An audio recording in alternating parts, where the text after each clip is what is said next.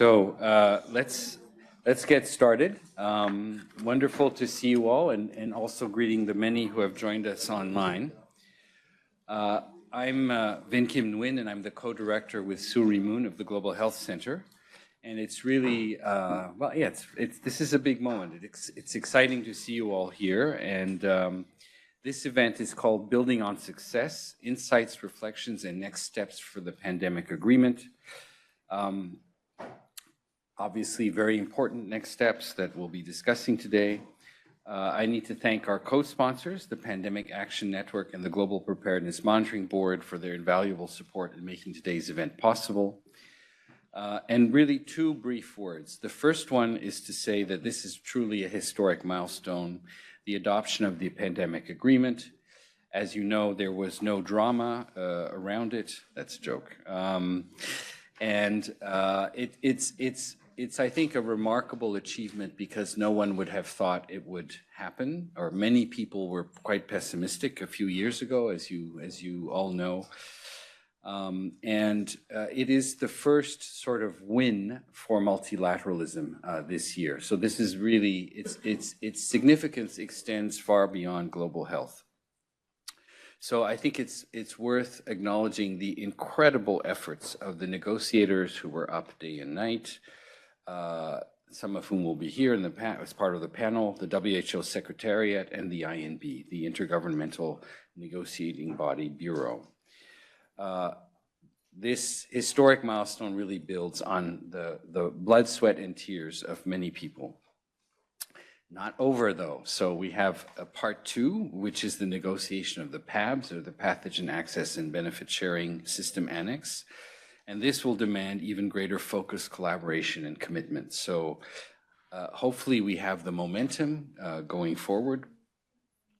Now, at the Global Health Center, of course, we're honored to be able to support this process. We're honored and we're very excited to be the place where a lot of this sort of backdoor stuff is happening. It's been a measure of your trust in us, and we hold that trust very dear. And those are the things I wanted to say. The Director General of the WHO can't be here today with us. He has other engagements, as you can imagine, last-minute emergencies. A lot has been happening in the last week or so. So while Dr. Tedros can't join us in person, he has sent a video message that we will then play. Thank you for your attention.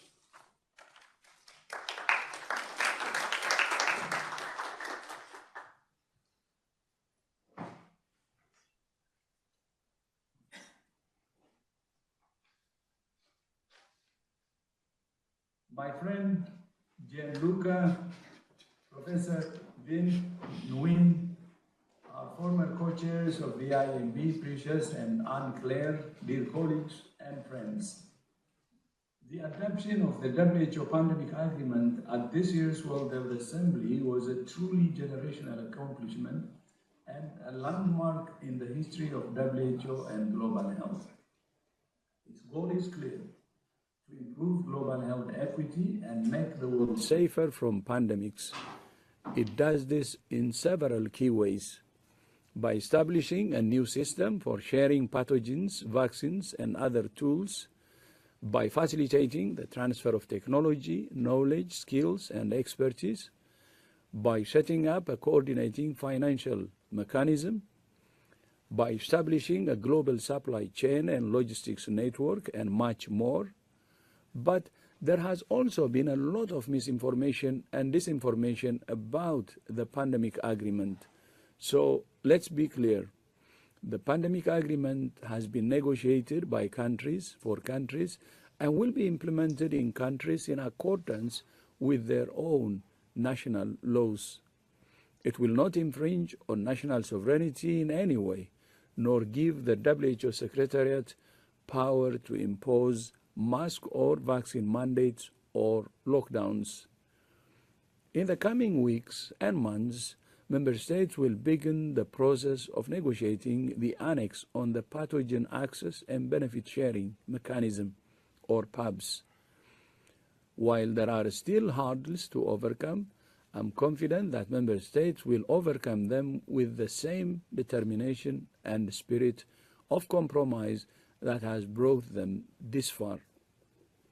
And when they do, they will give the world a gift, a healthier, safer, fairer world. I thank you.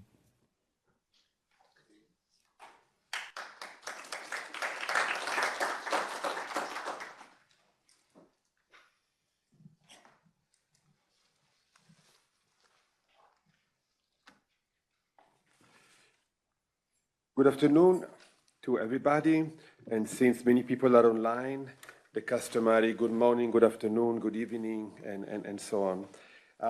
My name is Gianluca Burce. I'm a senior visiting professor of international law here and academic advisor to the Global Health Center. We thought it would be useful to have a little introduction to the pandemic agreement.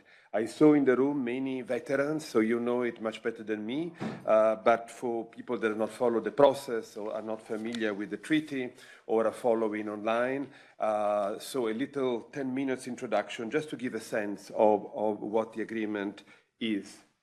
So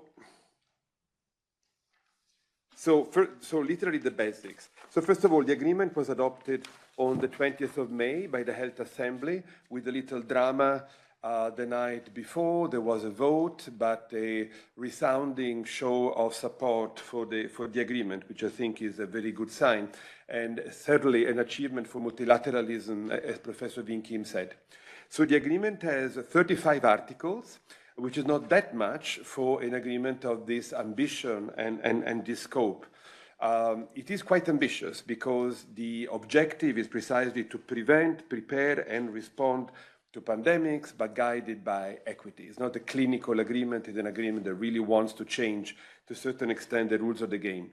One of the things I say when I speak about the pandemic agreement is almost like a slight paradox, because if you look at the scope, and I'll go to it in a moment, it's very ambitious. It's like 180 degrees agreement. It goes from what we call upstream prevention, preventing pathogens from jumping from animal to humans, all the way down to ensuring equitable allocation to vaccines and diagnostics. So it really covers a lot of ground. But it covers a lot of ground to try to prevent a narrow, rare event, which are pandemics, which we hope we won't see for a very long time. And that is, in a way, the opposite of the international health regulation, which is what we have on the shelf right now as a sole global legal instrument in this. Because the IHR have a narrow scope. It's about preparedness, detection, and containment, but of a broad, potentially broad range of events. So it is not an opposition, it's a complementarity, and it covers, I think, a lot of space in global health security. And obviously, as I think it came out during the negotiation and in a way has been with us for a very long time, it has a challenge of prevention. For policymakers, politicians, and so on, it's always a challenge to invest in preventing events that may never materialize. But that's largely what this agreement is about. Try to not just have emergency measures that are triggered by a pandemic, but facilitate systemic changes that create a very robust system to prevent and also respond equitably to a pandemic if it should materialize. So quite ambitious, a lot of work. Kudos to the negotiators. They, as Professor Wing Kim said, the job is not entirely done, but I think we are in the right direction. Now, what does the agreement say? We sort of try to organize the text in ideal building blocks to make sense of the main measures, but also the main messages that come out of the agreement. So obviously, I don't have the time to go in details, and you may disagree with my categorization, but I think it helps in breaking it down and understanding the overall logic of the agreement. So we have prevention, and as I said, not just prevention once you have an outbreak in the human population, but try to avoid the outbreak in the first place. And so that's Articles 4 and 5. The One Health, it is the first time that the One Health approach is codified in a treaty. So I think that's very important because it's not just a policy direction or a technical document, but it's something that commits states to use a very holistic approach in their pandemic prevention plans. The Article 4 was one of the difficult ones to negotiate. Because of the potential implication, in particular financial implication, trade implications, and so on. So I think it's an achievement that we have a fairly strong statement on prevention and surveillance. Then very important, and COVID showed the importance of this, what we call society and health system capacities. Again, this is not just purely technical public health emergency measures. It is something that requires a whole of government, whole of society approach, both in prevention and in response, and very importantly, in mitigating the impact of a potential pandemic, something we saw during COVID. So here again, we have a number of articles. Health system resilience, that's very important. Workforce, we saw during COVID that the workforce sometimes were the first victims, but also the frontline responders. So an important article about the, I would call it the human rights article on non-discrimination, on protection of priority access to countermeasures, but also on managing international movement, on capacity building, and so on. I insist on that because these are sometimes less spectacular articles, but absolutely crucial if you think of it. And also the whole of government approach and what you call communication. Communication addresses what the Director General just said, how to counter disinformation and misinformation, but how to promote literacy in the population, not just a repressive approach, silence, things that we don't like, but how to promote literally public health, literacy, and a mature public that can help also respond rationally to health crisis. The core of the article, of the agreement, what we call the pandemic-related health products. Obviously, these were very difficult articles to negotiate. We hope that they reach a satisfactory balance, but they cover a whole of ground, almost sequentially. Research and development, obviously, we need that if we want vaccines and therapeutics. That's investment, facilitation, access, sharing, capacity building, the decentralization and what the article is called diversified local production, very important, in particular for vaccine, avoiding, in the case of a crisis, we immediately have scarcity of vaccine. Technology transfer, as you can imagine, that was one of the difficult articles to negotiate, and the compromise was to rely on the term mutually agreed and to explain it in a footnote.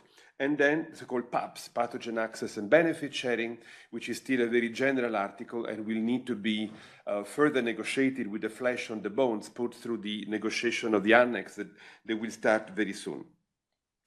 I won't take it too long, but also the international support. There's obviously a strong demand by developing countries. Some of these obligations are very expensive and very demanding. And so there has to be some guarantee of technical support, but in particular financial support. And here the compromise between the various positions was this coordinating financial mechanism that the Director General mentioned. There is not a funding, will not give money, but certainly will try to be a catalyst to mobilize resources. And then something that normally makes the hearts of lawyers beat, but not many other people, governance and legal issues. But this is very important. This is a regulatory agreement. It's not a purely contractual agreement. So a conference of the parties and a mechanism to support implementation, mirroring to a certain extent what has already been agreed in the international health regulation. But also, I think, very good, very positive decision that the secretariat of the agreement will be WHO. It will not be like a separate secretariat like we saw in certain environmental conventions. So I think make it easier to integrate in the overall program of work of WHO what it will do to support the agreement.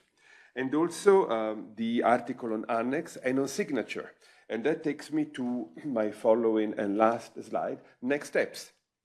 Because obviously, as we say when we have a workshop, The adoption of a treaty is not the end, it's the beginning of a new phase, which is maybe even more crucial of bringing this to fruition. Entry into force requires 60 ratification, which is a significant number, so it may take a while, but it may not take a while. Yesterday I checked, and the famous BBNJ, the Treaty on Biological Resources Beyond National Jurisdiction, part of the Law of the Sea family, which is also 60 ratification, has already garnered 51 ratification. It was adopted 2 years ago. So 60 can take a long time, but they can be incredibly quickly, depending obviously on the political decision by states. The resolution that adopted the treaty has set up a new body, what we call IGWIG in WHO's parlance, Intergovernmental Working Group, open to all member states, precisely as a first priority to negotiate the annex on Article 12, on the pathogen and benefit sharing system. And that is crucial because to keep everything as a package, and that's reflected in Article 31 of the agreement will not be open for signature and ratification until the annex on PABs is adopted. It's a very unusual process in treaty practice, basically freezing the agreement until we have an annex, which is a crucial part of an overall package. Obviously, I'm sure many people will have in the back of their mind, what if the negotiation fail, or what if they go too long? Can the agreement be held hostage for a long time? That's obviously it's not in the resolution, but it's something that we hope not, but the Assembly may need to decide upon if the negotiation drag for a long time, but let's be optimistic. And then finally, there is a lot of work to do because this IGWIG will have to prepare the conference of the parties, including the global supply chain that will have to rationalize and make more transparent the access to medicine and during a pandemic, and the proposal for a coordinating financial mechanism. And finally, the resolution, very importantly, called for member states and WHO to start working on this, basically to prepare and to use the agreement as a blueprint for their own preparation. Don't wait until the agreement enters into force. What if, God forbid, there is a pandemic next month or no, in 6 months? So they need preparedness and advanced preparation, and I think is a very strong message. So I finish here. Again, the veterans in the room will be terribly bored because you know all this stuff already, but I think it's good to at least give a bit of a factual account. It is my pleasure now to introduce a moderator for the next phase of this event, which is Ms. Eloise Todd, co-founder and executive director of the Pandemic Action Network, who was here last year and who is also co-sponsoring this event. Many thanks for your attention.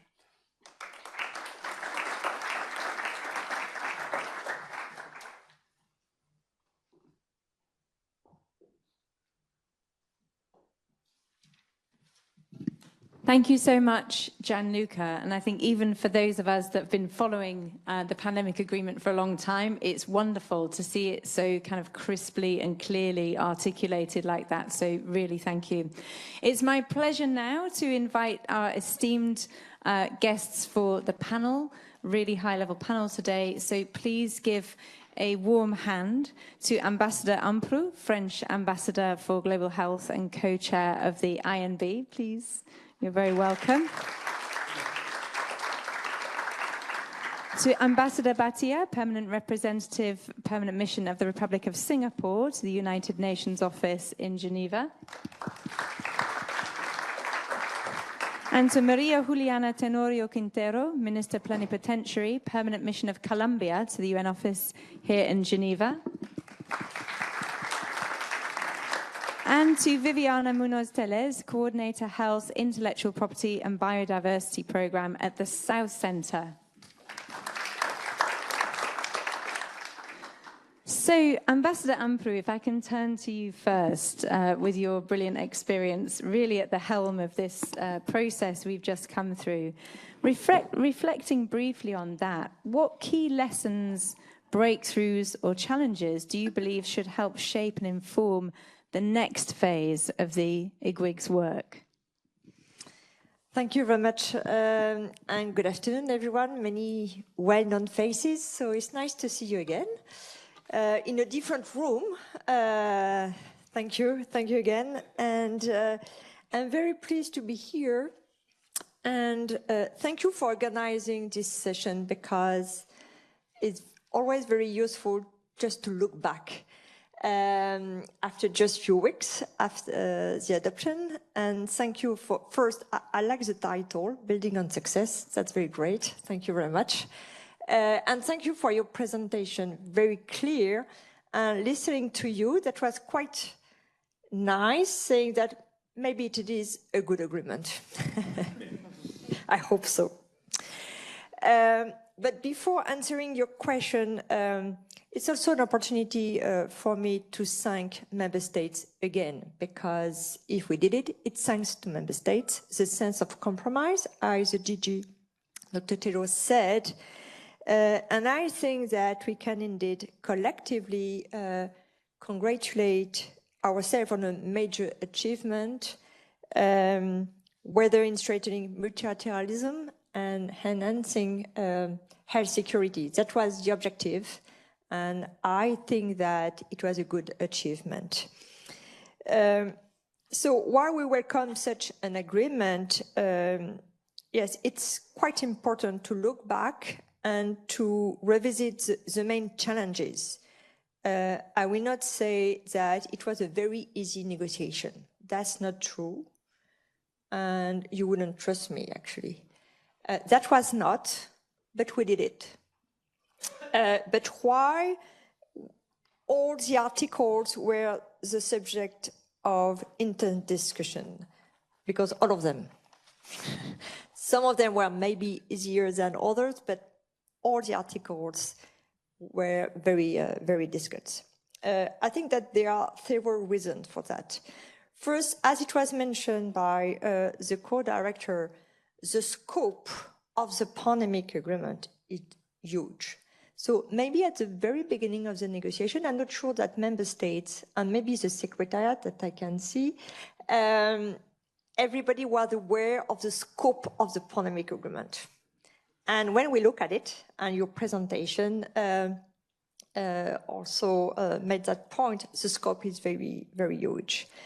And for many of the elements of the text, many member states had a clear and precise idea of what they wanted to see in the text. That's normal at the very beginning of the negotiation. But of course, some point of view were often very opposed and sometimes even conflicting. So that's the first reason why we needed to negotiate, and sometimes we needed long discussions to find a compromise. Second, we had a mix of extremely technical issues and highly political issues at the same time. And to find the balance, how to address these issues was quite challenging. For example, when we talk about tech transfer, the PAPs, financing, they were both technical and political. And two main reasons, again, I think we can talk about trust between member states. Sometimes there was a lack of trust, definitely. That would be quite interesting to understand why and when it started. Maybe there was a misunderstanding at the beginning, I don't know, but there was a lack of trust. That means that when member states wanted to make a proposal, sometimes it created suspicion, not because of the content, because of the delegation who put the proposal on the table. And that was always not always very easy to navigate. And the last point, the DG mentioned it was misinformation and misunderstanding at the beginning. So we had to navigate very precisely and carefully, and always with the same objective, to have a balanced pandemic agreement at the end. And the word balance was very often used, even when we had the bureau meetings. What is the balance? What would be the balance agreement? So at the end, we did it. Why and how? First, again, it's thanks to member states and the sense of compromise, definitely. Member states understood that even if the outcome was not exactly what they had expected, it provided an improvement to the current situation. And it was very important to preserve the progress made over the 3 years. So I think that member states understood that. Second, of course, the geopolitical context was taken into account with the US withdrawal, especially after the 20th of January. We could feel that member states wanted to preserve WHO, to preserve multilateralism. And I think that it helped to have a sense of compromise at the end. And it's good. It's good for multilateralism. Thanks to member states, we could preserve it. Thank you so much. It's great to hear that good news story. If I can turn now to Ambassador Bhatia. If you could talk to us a little bit about which part of the agreement you believe will have the greatest impact, either for your country or region or globally, and why? Thank you. Thank you very much, Eloise. And I will allow Ambassador Ampou's opening remarks to stand for the usual courtesies so we can get on with the substance. I wanted to say that, you know, to be very frank, and I think Professor Gianluca Berchi has made this point very, very clear about the question of PABs. For us, really, for me, the heart of the pandemic agreement is the pathogen access and benefit sharing system. So it hasn't yet been finalized, and that's not, and I want to just focus on what is really, really at its heart and what is outstanding. And when I first heard about this pandemic agreement, it was from a WhatsApp text from Dr. Tedros. He sent me a WhatsApp text. Those who know him will know that he's quite prolific with WhatsApp. And this was during the pandemic. It was the 1st of March, 2021. And he says, brother, please take a look at this. And I opened an attachment. It was an op-ed which had been done for the various heads of government, heads of state. President Macron was invited, and, you know, your president and my prime minister to sign on to an op-ed for pandemic agreement. And the interesting thing about this, there was no mention of pathogen access, benefit sharing, no details, but it did say that equity and fairness would be at the heart of the pandemic agreement. It did say that the pandemic agreement, as it stood, would really be based on the foundation of the international health regulations. And what Gianluca Berchi, Professor Gianluca Berchi mentioned about the difference between the IHR and the pandemic accords is very important because, you know, one is like a telescope, one is like a wrong-way telescope, so to speak, when you think about it, between the broad and the narrow. But everything will center on the PABs, if you think about it. It has to center on the PABS. And so this is crucial, but that's not to say the pandemic agreement has no impact. And I think Ambassador Ampou is being very modest when she talks about trust, because people matter. And I'm not just saying this as a diplomatic colleague, but she came into the negotiations and brought trust. And we know, Professor Gianluca mentioned the BBNJ agreement. Another colleague of mine, our Ambassador of International Law, chaired that, and it was a long process. And it took her and the trust she brought to the process. Somehow it's always women, I'm sorry, for some of these difficult agreements. And that's why I'm surrounded by them. So they're the real stars of diplomacy. And it's not a trite point, because building trust requires folks to say, look, I'm going to come here and I'm going to put all the ego to the side and work on something that's important for humanity. It's as simple as that, as idealistic as it sounds. So that the agreement was adopted itself has a huge impact. So it is very, very significant. It was a strong reaffirmation of multilateralism. And ironically, when things were breaking down a number of times, actually, we have to thank the president of a very big power. And even though people were very, very pessimistic, they said, this is the first major agreement where a very large power, the US, which lies at the heart of post-World War II multilateralism, which was its really sort of like design genius, is not going to be part of it. But yet, that spurred everyone to say, we still must be champions of multilateralism, and we cannot let this down, because the moment we let this down, then multilateralism will be hurt. And we can't allow multilateralism to be hurt anymore. So that symbolically, it was very, very important, because the relevance of multilateralism is being called into question. So it's a global acknowledgement also of the importance of equity and inclusivity, but again, that depends on getting PABs done. And this is again the question of how do we allow shared responsibilities, multilateralism to take precedence over a narrower nationalism or self-interest or corporate interests. The pandemic agreement, of course, is the third legally binding instrument, as you know, after the IHR and the FCTC.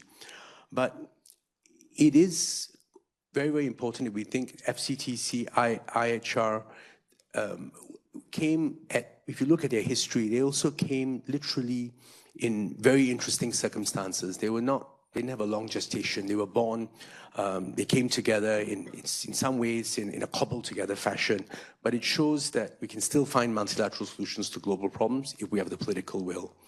So the important issue for us all as multilateralism continues to face headwinds, as multipolarity, becomes centrifugal and we face more international stress and tension. What Ambassador Ampu talked about, trust. How can we ensure that there's a spirit of collaboration that continues, that applies to the negotiations on PABs? That is very, very important. And this is the substance of the agreement. Thank you very much. Thank you so much. Wise words, and thank you for underscoring again the importance of trust. Juliana Tenorio Quintero, thank you so much for being with us today.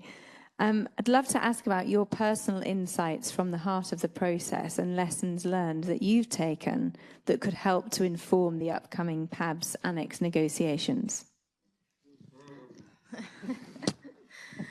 It's so much pressure. First of all, thank you so much to organize this, of course, the Graduate Institute and the PAN Network to have this event. I have to start this by sending the apologies from my ambassador. You all wanted to see him instead of me. And he's currently sick. He cannot walk very well. So that's the reason why he couldn't attend, but he was looking forward to this opportunity. So as to the question, I see many familiar faces in the room. So I guess during the Q&A session we can have more discussions on this. So I will share with you 3 things, and then and please in the QA, please just help me to elaborate on what happened in the negotiations. So first of all, I guess, and everybody knows that multilateral negotiations are hard. So there's no denying of that, and Ambassador Ampu was saying that in her remarks. But in this case, some aspects of the negotiation made them even harder. We have the pressure of time, the time pressure, and this is not that diplomatic scenario. So apologies in advance for everything, if anything that I say here is not diplomatically correct. So we have also the absence of sufficient expertise in crafting global health law treaties. And I say this because we chose the umbrella of WHO, but as you know, WHO only had, at the time, 1 treaty and 1 protocol. And that goes not only for the Secretariat, but also to delegates themselves, including myself. Also, we have the parallel process taking place. We tend to forget the IHR, but we had the IHR taking place at the same time. We have pressure from non-state actors, and you know who they are. We have, of course, the lack of trust among delegations that we have referred to. And yes, we need to discuss what's the beginning of the lack of trust. But I guess my personal insight is that it happened because what happened in COVID and the lack of access to medical countermeasures at the right time. And of course, we have the geopolitical context and the need to include an interdisciplinary approach. It is a huge agreement, so it's like 5 agreements into one single instrument. So those are the things that made them harder. However, we were learning by doing, and I have to say that after 2 years that passed, we learned our lessons, so that only by listening to each other, we could find the right paths to be able to get to middle grounds. So it took us a while. And the process was supposed to be of 2 years, and we ended up doing it in 3 or more years because we need to finalize the PAPs. But we were getting there, and we managed to understand that the only way that we could see it through it was by listening to each other.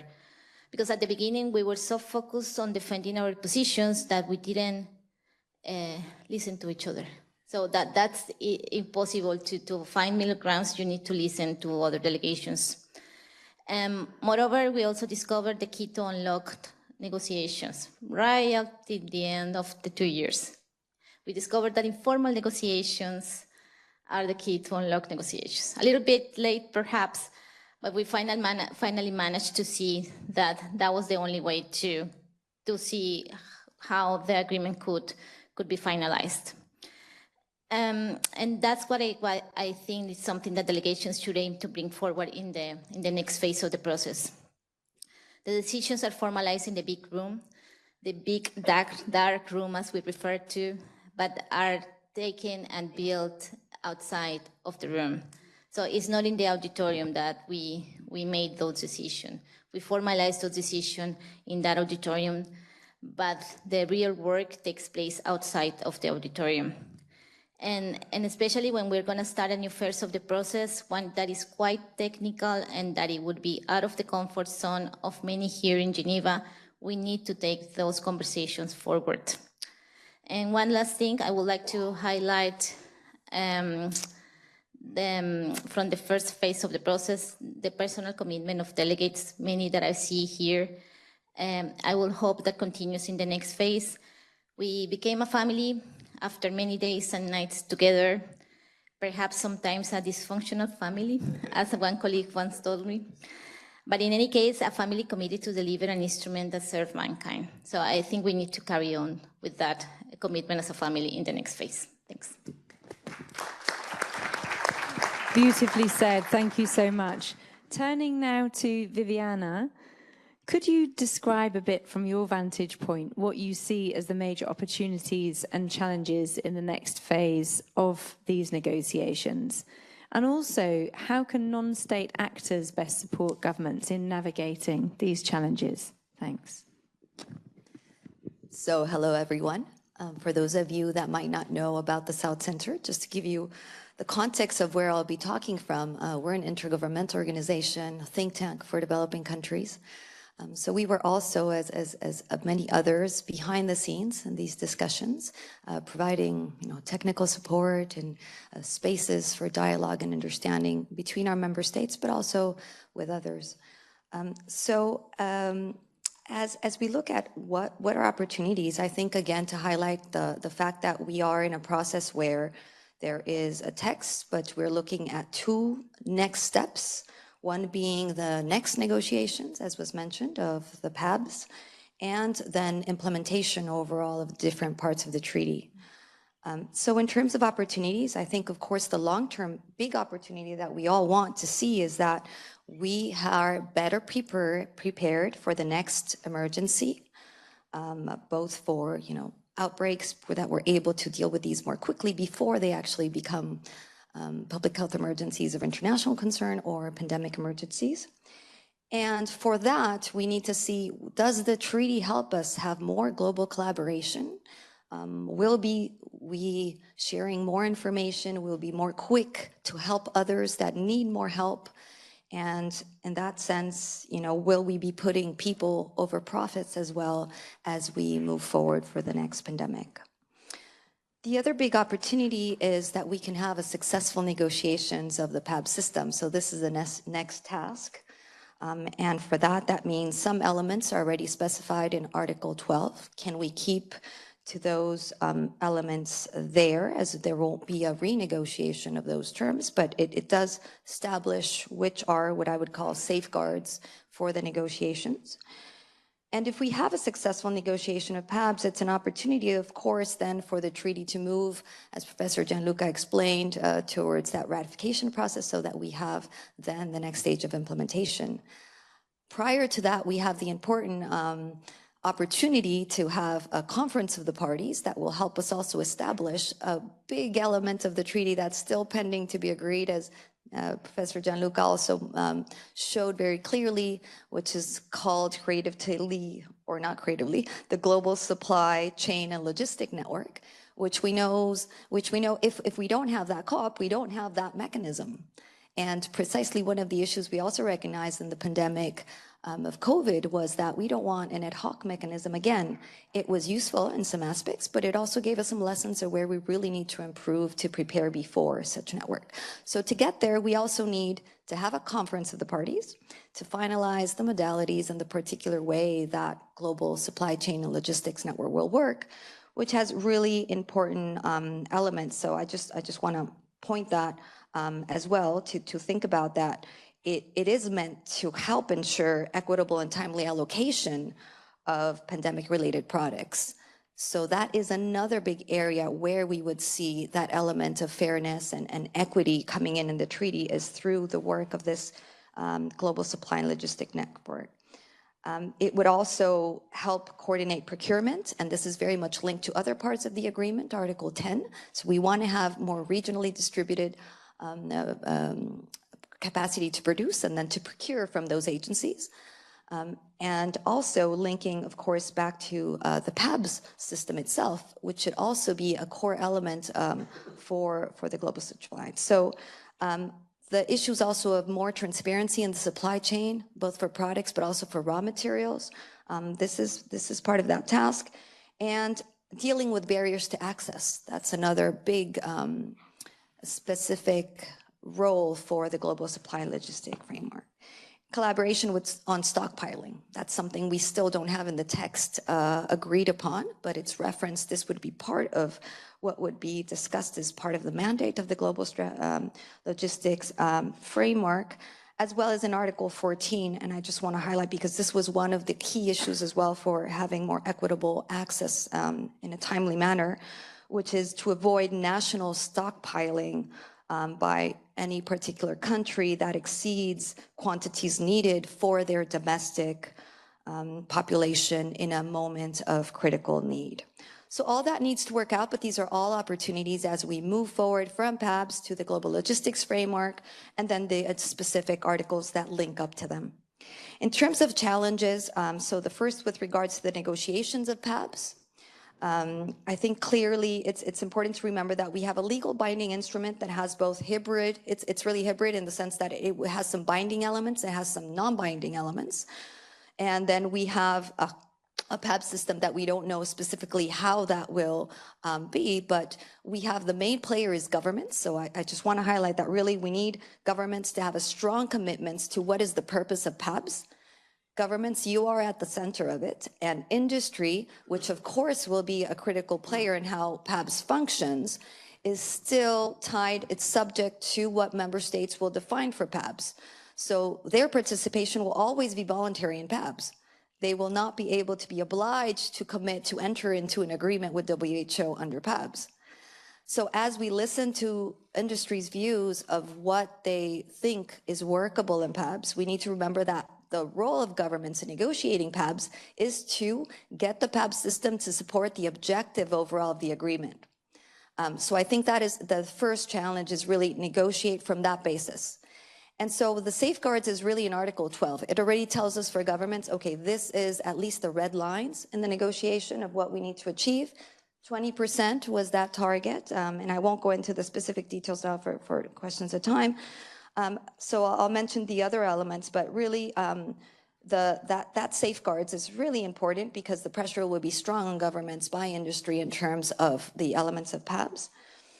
Linking to the other aspects of the agreement, as I mentioned prior, the preparation for the negotiation teams, and I think Juliana already mentioned this, very important, how each country can ensure that their negotiating team is well prepared, both from understanding of those that are in the biodiversity side, from the regulations and access and benefit sharing of CBD and Nagoya, as well as from the health side agencies that are already doing sharing of pathogen materials and of genetic sequences, of the research and academic community, and many others. So national negotiating team preparation. Supporting preparations in advance with clear organization. I think that was a lesson that many were asking for the secretariat and for the future chairs and so forth. The process really coming into the room, knowing how many days we negotiate what each day. That's important for everyone to be very clear in preparation.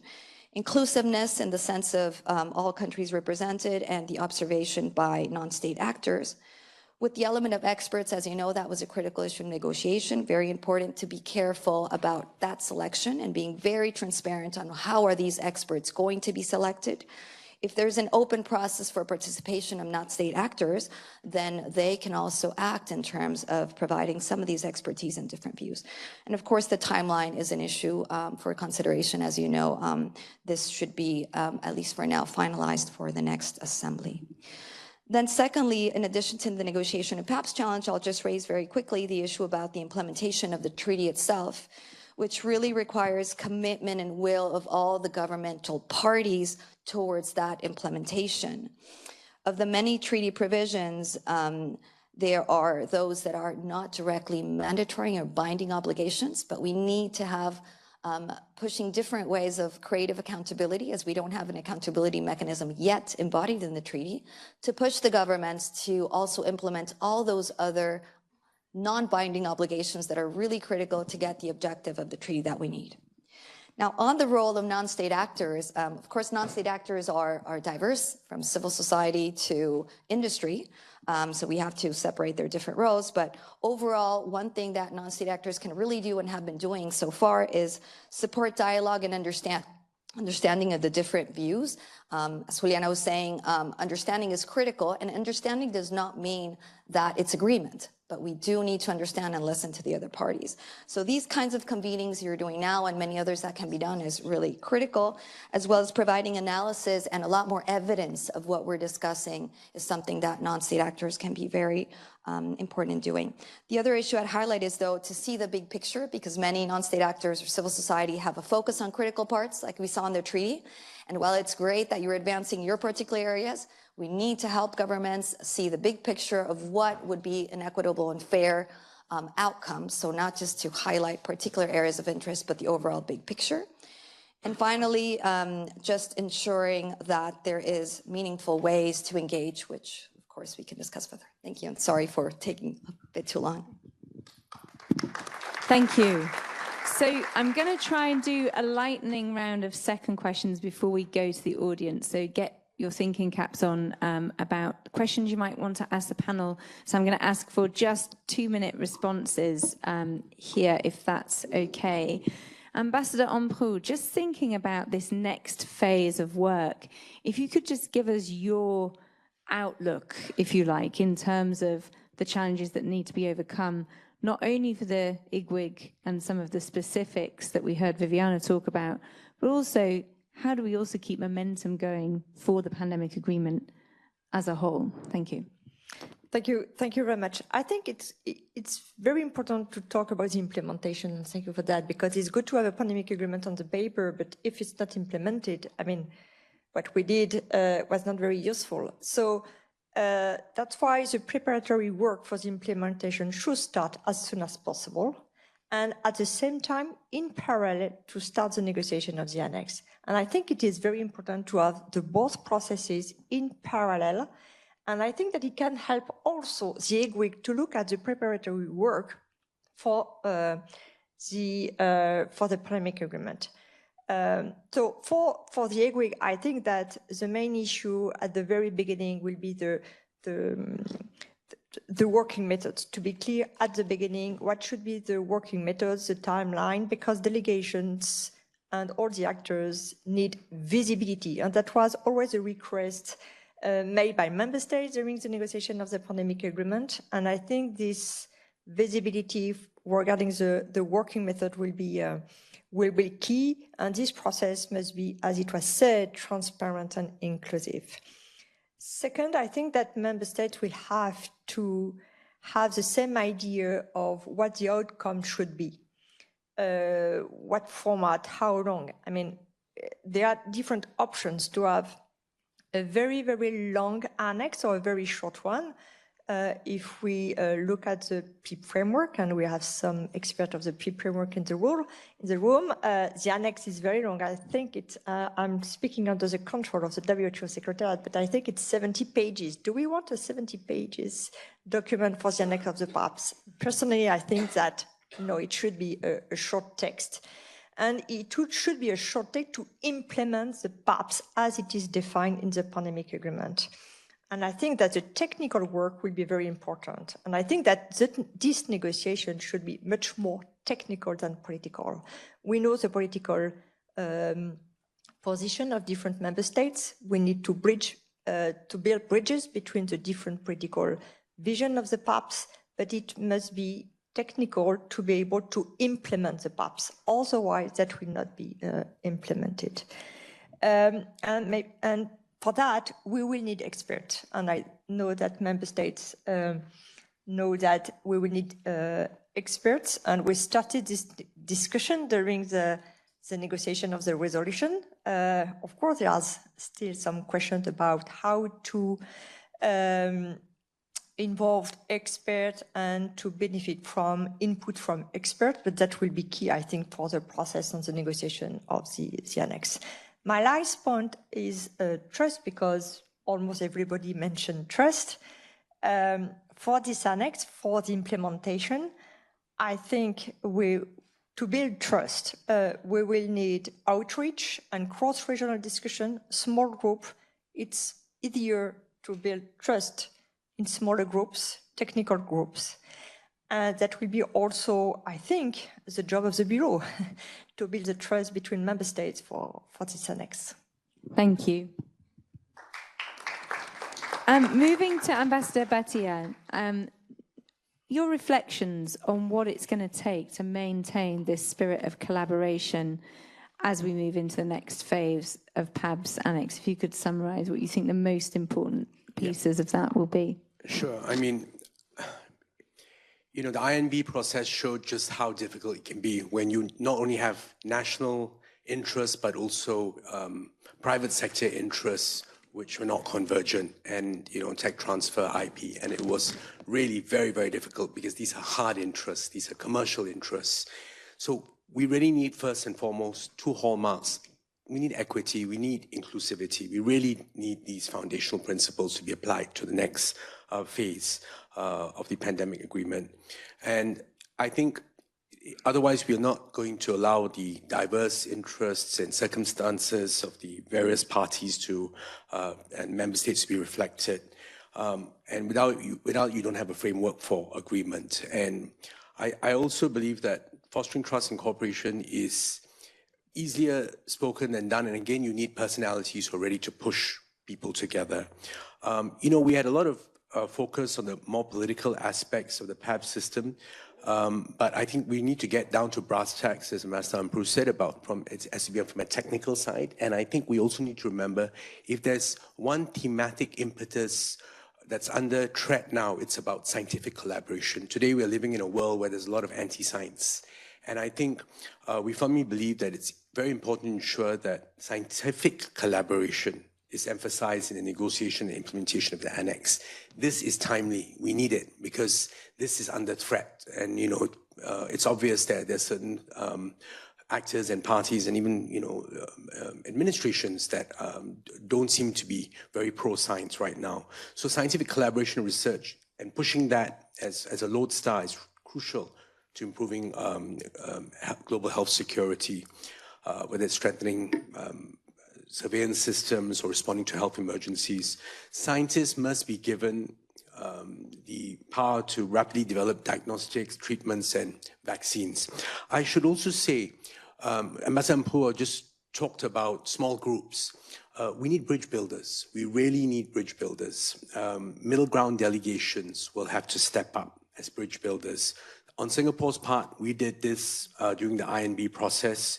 We contributed to the Chapter 3 of the pandemic agreement, which addresses the legal and institutional matters, which are important. I want to give a hat tip to Natalie Morris, my colleague from Singapore.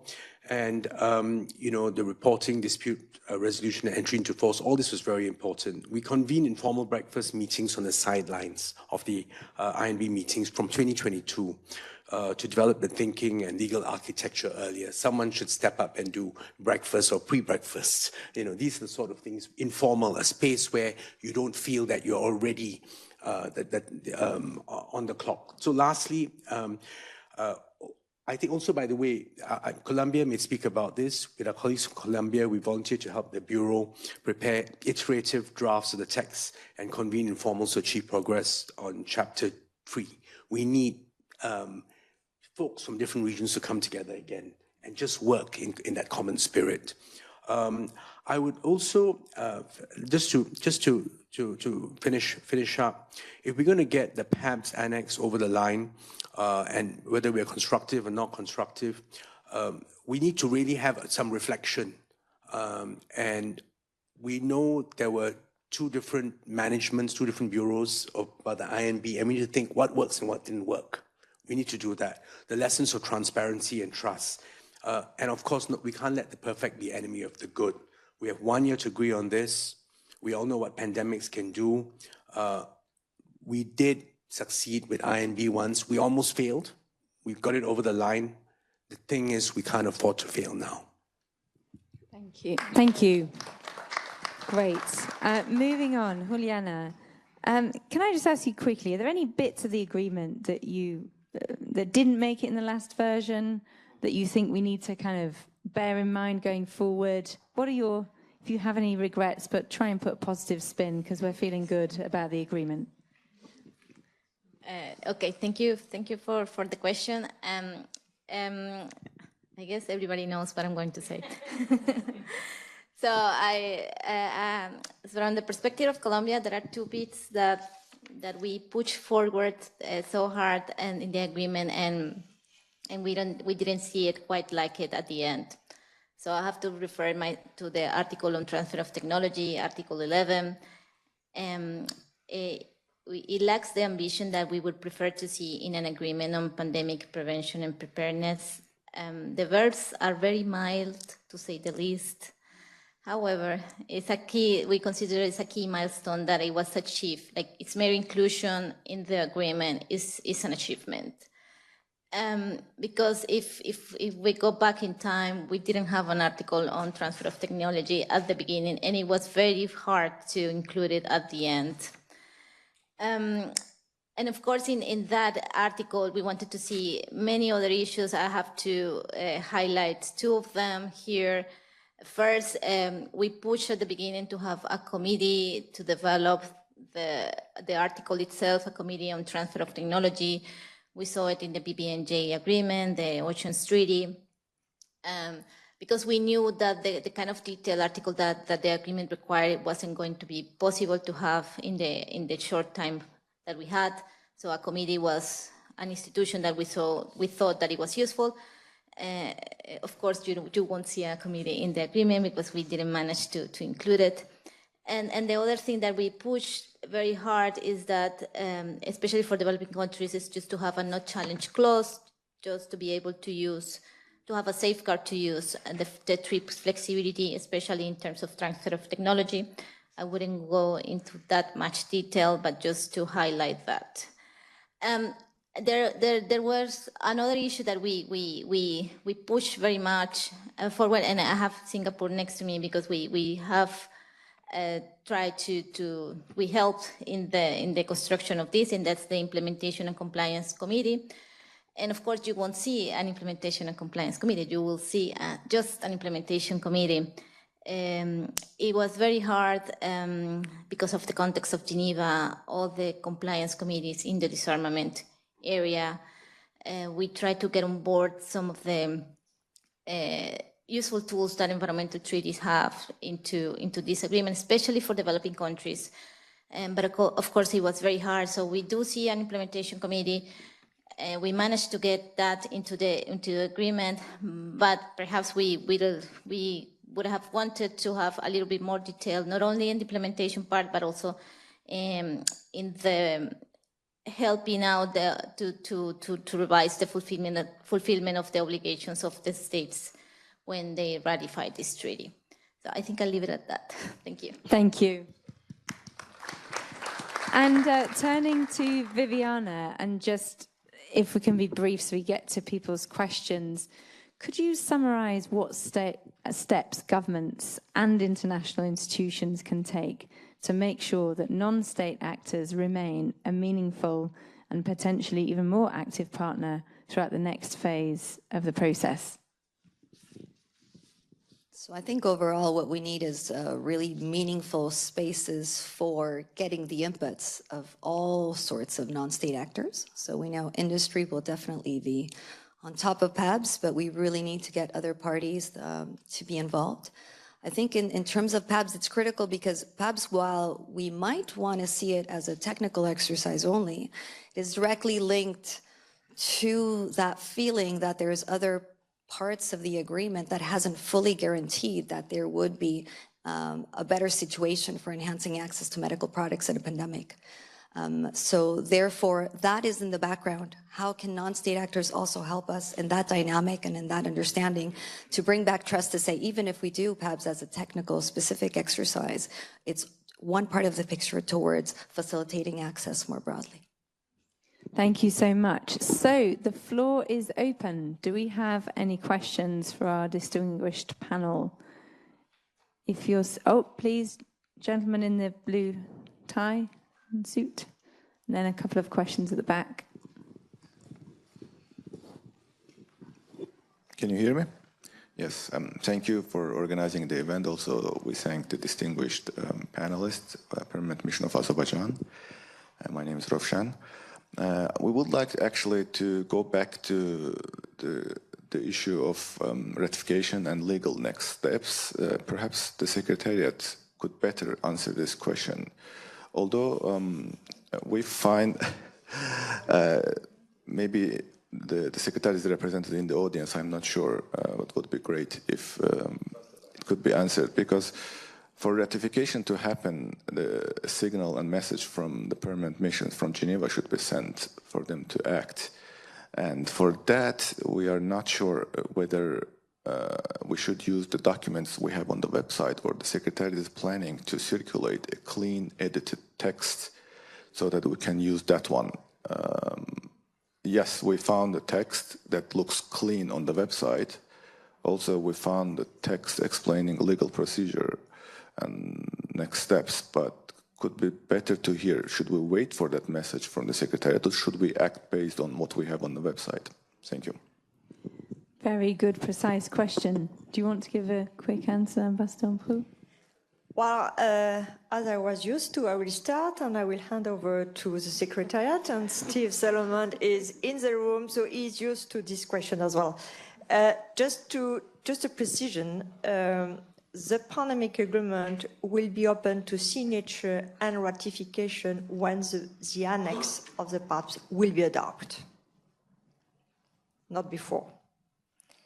And what the Secretariat did, so as we still have time to open it to signature and ratification, the first thing was to get the pandemic agreement translated and sent to the delegations. For the next step, I will hand over to the Secretariat. We thought we were going to have the day off. Sorry. Hi, everyone. Stephen Solomon from the Secretariat with colleagues here as well. So very happy to be here. Thank you very much. This has been enormously interesting, important, and inspiring because there's a lot of work to do in a very short amount of time. While I have the microphone, I'll make a short plug for that amount of time because the WHA 79 is May 18, 2026. This needs to be done in a year. You have to walk back at least 30 days from May 18th for the Green Text Day. So if you want to mark your calendars, 17 April 2026, Green Text Day for the PABS Annex. If you're counting days, that's 304 days. If you're counting weeks, that's 43 weeks and 3 days. So now I've taken advantage of my mic and I'll answer the question quickly. Yes, there will absolutely be certified copies provided by the Secretariat in due course. So all member states will be operating off official documentation communicated from the Secretariat. No need to operate off the website. Hope that's helpful. Thank you. Thank you so much, and thanks for that clarifying piece on the timetable. I see two questions at the back. Anybody else want to put their hand up so I can get a bit of diversity? I'd like to go to the, on the left, woman on the left, and then chap at the back, and then there's two in the corner. Let's take these two on this flank and then go there afterwards. Thank you. Thank you so much for your insights. It was really interesting. I'm actually a student here at the Institute in International Relations, and I found the discussion interesting regarding the trust and mistrust. And you gave some reasons as well, for example, some misunderstandings from the beginning on, or also some mistrust already from COVID-19. And so I wanted to ask you, I feel like one major aspect was data sharing and delays in data sharing that created a lot of mistrust. So how was this issue maybe addressed or approached now for the treaty, and what could be solutions for the future in this regard? Thank you so much. Thank you. Before asking for answers, we'll take a couple more, because I think we're just going to have one big round of questions. Thank you, panel. Amitava Sharkar, International Public Health and Epidemiology Department, Tampere University, and the UN Research. We are involving in our academic research to develop programmatic and financing framework for the pandemic agreement implementation, COP-led. The question is that, regarding the PABs, how does the member states foresee the role and capacity of the WHO? If we think of the PIP framework, the capacity and the role of WHO is often stifled. Say one example is because of the reporting inconsistency in the global influenza surveillance and response system, and even the commercial confidentiality. So how does the member state see the role and WHO's capacity? Because it is going to be very important and influential for successful maneuvering of PABs. Thank you. Thank you. And if you could just go to this corner. There's a couple in this corner, orange and red.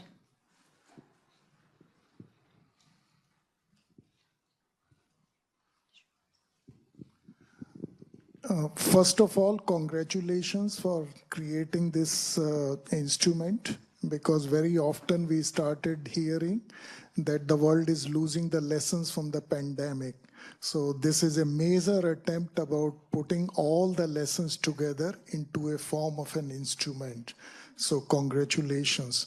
My question / apprehension is, in case there is no pandemic for next 20 years, 40 years, which we should wish, will this treaty be retain its rigor and intensity as it is being discussed now? Because sometimes disuse or non-use also leads to kind of a dilution of the effectiveness. Thank you.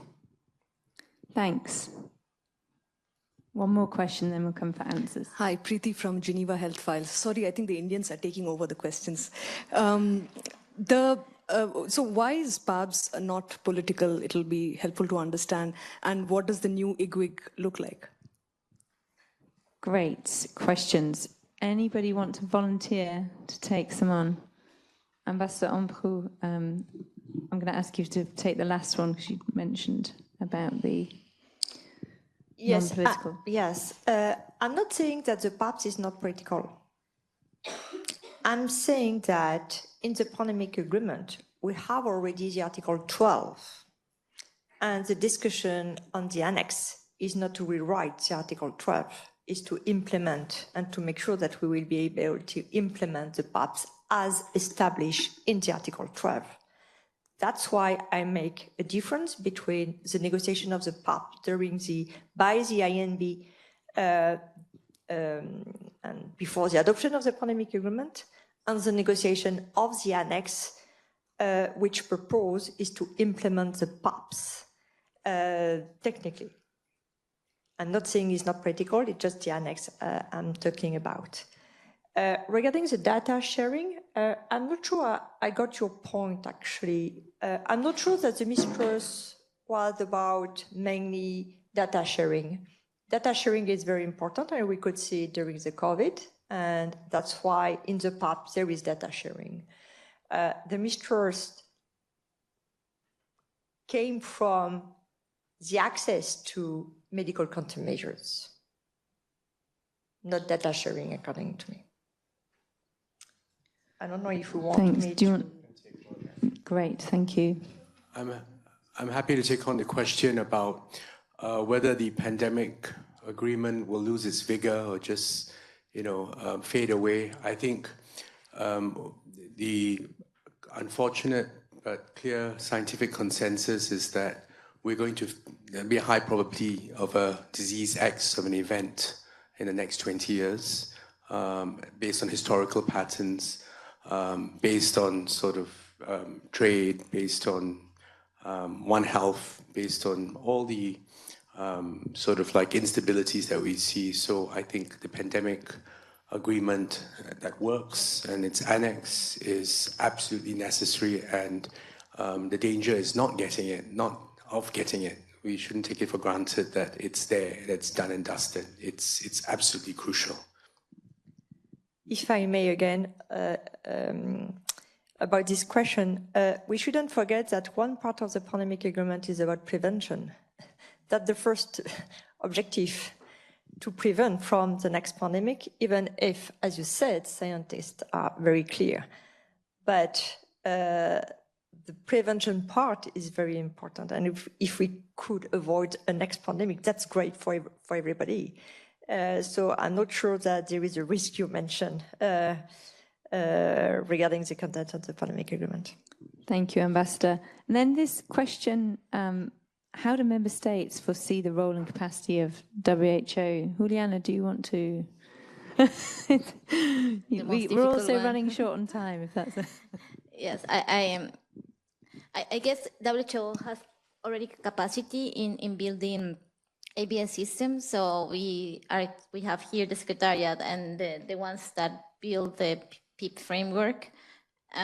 So we do understand the PIP framework has a narrower scope than the PAPs, but the capacity is not only about the PIP framework itself. I think we have been spending 3 years discussing tools to prepare and prevent and respond to pandemics. So as I mentioned at the beginning that we didn't have the capacity, I guess we're like learning by doing, and we are constructing the capacity, and that's the case also for the Secretariat. So I guess what we need to do is just to rely, of course, on the Secretariat and WHO Secretariat, and we can also count with I think the interaction of other bodies and secretariats, and that's usually done throughout the UN system. So I would count on that interaction between WHO and the other secretariats, especially the CBD Secretariat that has a very specific role in terms of PAPs. Thanks. Final thoughts from Viviana? Yeah, no, I think resources for implementation of PABs will be necessary, both for WHO Secretariat overall for the work that they'll need to do, but as well as for member states in the implementation. So I think that should be integrated in the discussions in PABs overall. The other point I like to mention is that, in PABs you can really be creative because there is no PAB system yet. There's references of ABS and biodiversity, and there's references of what's been going on in the health sector, but there's no PABs. So that means also there's no key experts, We have to gather a lot of people that have a lot of knowledge on different bits and pieces, and then together with the understanding that what we want is to support the central objective of the treaty, together with all that expertise and creativity that can come to the process, come up with something that is both workable, but that it's meaningful. Because if it's not meaningful and it's not fair, then we won't get, perhaps we won't get the treaty overall in that interpretation. And a central part of that, I think, of fairness element of PABS is that the agreement could have dealt with access to countermeasures strongly already, and then separately we would only be addressing about how do we fairly share timely information of the pathogens we need and about the genetic information. But actually it's complex because we've decided to tie two things up and say we need quick and timely information about pathogens and the materials and genetic sequences, which is being discussed in many fora, how to actually do this. This is new. And then we are tying that to benefit sharing not only for some particular elements, but overall, creatively of what can be additional benefits, which don't have to come only from industry. They can also come from governments. We can put that into PABS. So my message, final message would be, let's all think that there can be different elements of expertise. Don't be too narrow-minded and think creatively for a good PABS. Thank you so much. Could I have a huge hand, please, for our expert panel? Thank you, ambassadors, representatives, Viviana. It's been wonderful to have you. I'm going to invite you to stay in your seats for the moment. We're going to hear from Ambassador Angel Hansen, board member of GPMB, co-sponsor of this event as well, who has been listening carefully to the discussion and is going to give us some closing remarks. Ambassador, are you there? Yes, thank you. I hope you can hear me. Yes, we can. Volume could maybe be up. Excellencies, ladies and gentlemen, and friends of global health and multilateralism. I must say, listening to this debate, and not least the positive aspects permeating it, pertaining to listening, trust, creativity, inclusive processes, I am optimistic when it comes to the coming negotiations on the annex. I also want to say that Geneva and the WHO really has delivered on the promise of multilateralism. I have looked at the agreement and I have some very concrete comments on the PABS article, and also with my background as a co-chair of the PIP negotiations. I think the article gives good guidance to the upcoming negotiations. I'm talking about Article 12. It emphasizes the need for legal certainty. One of the threats to legal certainty is, of course, the nationalization of production benefits, in particular vaccines. So looking at the past, it's very important to have a maximum watertight legal text on this. And even that might not be enough, but let us hope so. Still, I think this simply underscores the importance of the formulation of the text in the annex on legal certainty. Article 12 stipulates that PABS must be complementary to and not duplicate the PIP framework.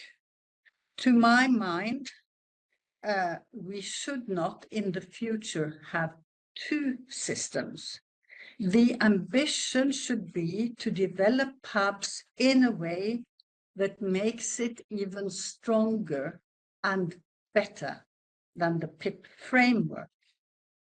This is on condition that this is achieved, and only on that condition the PIP framework should be phased out. In last year's open meetings with industry and civil society, we heard critical comments from industry to the PIP framework. When developing pubs, it will be important to ensure that the system works in a simple, transparent, and fair manner. Here, I would like to make a special reference to the position paper that industry from both North and South jointly developed, and I would encourage them to develop this paper further and in very concrete ways. And in this context, let me mention that when we did the PIP framework, an exception was made for startup companies. This might still be relevant today. To my mind, for the PIPs, the ambition must be to include all major pharmaceuticals. Many of these companies operate globally, and they should take on a global responsibility in pandemic times. Now, 2 days before we closed the pandemic negotiations on the PIPs, we invited civil society and industry into the room. The agreement was there, and I remember my Mexican colleague and myself, we were very nervous because we were asking for nods, both from industry and from civil society, as to the concrete content of the PIPs framework. We got that nod. And I'm not sure if we hadn't got it, that all countries would have been equally supportive without it. Now, with reference again to Article 12, the whole of society approach reflected in the agreement, I want to pay tribute to the important role played by civil society. Indeed, we see in the aftermath of COVID how that role played a big difference as to the health impact in local communities. In developing pubs, we should build on that experience to do better and more. Article 12 mentions monetary and non-monetary contributions. Early information on pathogens with pandemic potential is key. Yet there is the disincentive caused by possible sanctions. Could such disincentives be reduced, for example, by introducing a targeted insurance system? We saw the extensive use of state aid to mitigate the effects of the pandemic on jobs and businesses in many countries. Such an insurance system could be explored, and that could add to benefits in a meaningful way. ODA is an increasingly scarce resource these days, and it is essential that these funds be used efficiently. As reflected in the agreement, new ways of securing finance must be explored. Looking at the devastating effects of the COVID pandemic on industries such as transport and tourism, the list is long, we should explore the possibilities of a one-off payment from such industries as startup capital for promoting the effective implementation and running of the agreement. The World Economic Forum, aviation and shipping organizations are examples of who to approach in this regard. And of course, it has to be based on solid documentation as to what can be achieved through such financial support. I fully echo everything that has been said about the vital importance of trust. Trust and the human factor should never be underestimated. Trust takes time to build. I would therefore encourage much continuity as to the people who play key roles in the upcoming negotiation. Furthermore, given the complexity and specificity of this work, countries will need a variety of expertise available to them as negotiations progress. This has very much been touched upon today. Also, I would encourage contact with other relevant international organizations as reflected in the agreement to avoid duplication and promote coherence. Over the last 10 years, there have been positive developments. The production of vaccine is being diversified, research and innovation are more widely developed and shared. CEPI is a case in point. Also, the understanding of One Health is increasing, and hopefully vaccines can be developed where a cold chain is not needed and where nasal dosages can be given. All this emphasizes the need for a dynamic annex to the agreement, one that remains relevant also in changing times and captures the innovations of the future. There might even be need for a review clause. The annex will be the engine of the WHO pandemic agreement. Let us be optimistic that it can be finalized within the framework stipulated.